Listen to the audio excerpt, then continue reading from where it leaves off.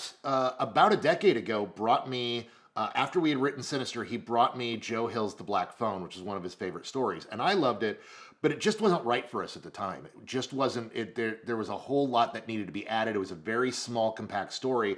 We saw that it could be a movie, but it needed a lot of building out, and we didn't know exactly how to do that yet. And then fast forward years later, Scott and I are having a night where we're just talking about things, and he pitches to me the idea of doing a film about his childhood, about doing something about the resiliency of youth and how, how we as children kind of deal with some really awful things, and that forges us into who we are as adults, and asked me if I'd wanted to work on something like that.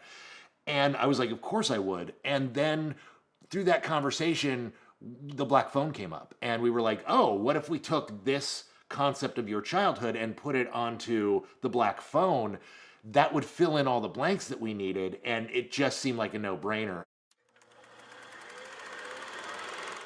We wanted to tell a story that was about the resiliency of youth, meaning that Finney's childhood had to not be great. There had to be a lot of stuff, being picked on by bullies, having a drunken, abusive father, not a lot of hope in his life, but he still has hope. So why does he still have hope? Well, we created this relationship with him and his sister that is this very loving, affectionate relationship of two kids coming up in a bad home.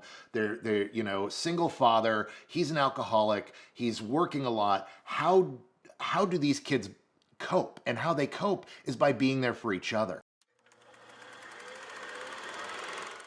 The grabber is kind of a monolith in the film.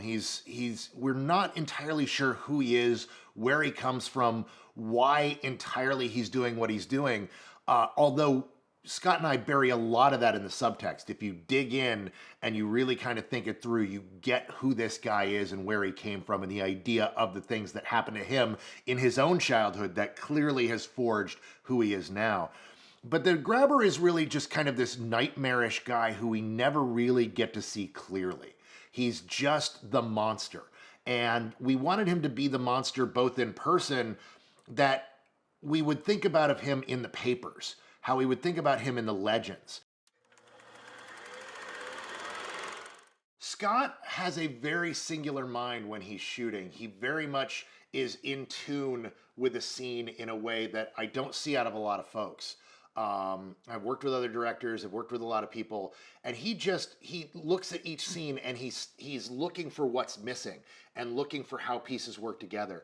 And he has a very, very visual understanding of storytelling and a very visual mind. Like, he creates these incredibly bizarre, fantastic, psychedelic landscapes in his imagination that very much he sees and knows how to bring to life. And in a very tactile way. He wants you to feel like you could reach through the screen and touch the scene there.